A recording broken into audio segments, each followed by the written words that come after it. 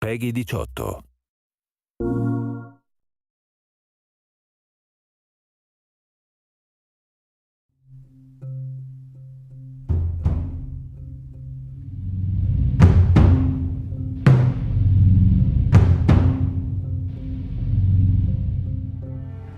We really want to make sure that there's that contrast between the negative space and then the high tension spikes. You need the exploration, you need the scavenging, you need something to say like, okay, I'm setting a certain tone and a patina here so that then we can contrast that with some stark like changes. We need the intensity to strike a different chord. That only works if you have the negative space to play off of. We wanted you to be forced to make some choices in the world that showed how depleted the resources were. You know the drill. Look around, see if there's anything we can use. And we really wanted to give you a reason to go explore this space. It's like, well, you need to look for supplies that will help you survive another day in this world. Throughout the world, the player finds all sorts of different pieces of items, such as rags, alcohol, bits of broken blades, bindings, and you can combine these together in different ways in order to create items that are useful for surviving in this world.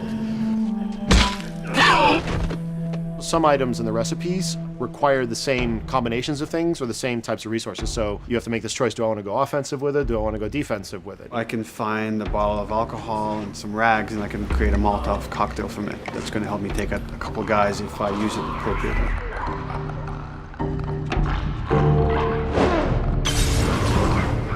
Or I could use those same ingredients and craft a med kit. And that lets me kind of choose, do I want to play it more defensively and kind of have items that help me heal myself, or much more aggressively, I want to have items that help me kill and destroy in order to then progress and get out of this area. Molotov and Medkit are not the only ones that have these interesting overlaps. You can craft a shiv out of a binding and a blade so that you can sneak up behind somebody and take them out more quickly and more quietly, or can be used to jimmy open locked doors.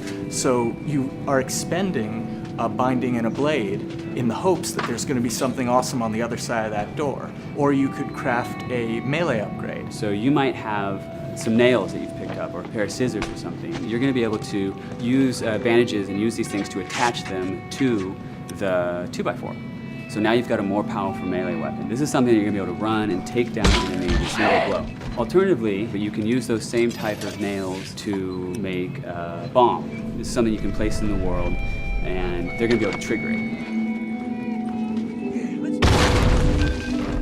Since resources are limited, you stealth past an encounter, you're not getting the stuff that was encountered. Not just the stuff off the guys that you would have taken down, but also in terms of what's in the environment for you to scavenge.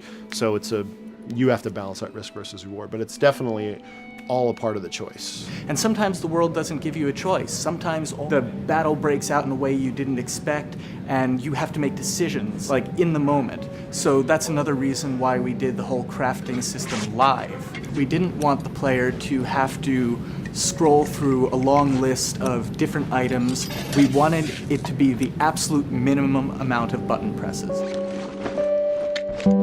The thing that I hate about any game's UI is when it pulls you out of the game for too long. So that was a challenge to reduce it all to like that half of a screen, and you want to see Joel, you want to see like what's going on around him, and be aware of what's happening so you don't have, an infected run up on you and start beating on you when you're crafting shivs and stuff. So we needed to make it streamlined and fast enough that you felt like you could take just that moment and be able to craft that thing that's going to mean your survival in the next 30 seconds or your failure to survive.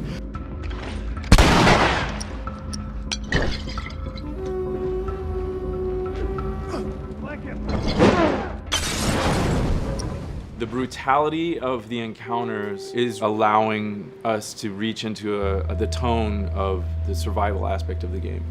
When something comes up in their way, whether it's a human or infected, then Joel and Ellie, you hear them whisper to each other and you see their animations change, everything, their whole demeanor reacts to the scenario in front of them. And that's the same feeling we want you to have when you're holding that joystick. It's just like, oh, okay, what do I have in my inventory? How many are there?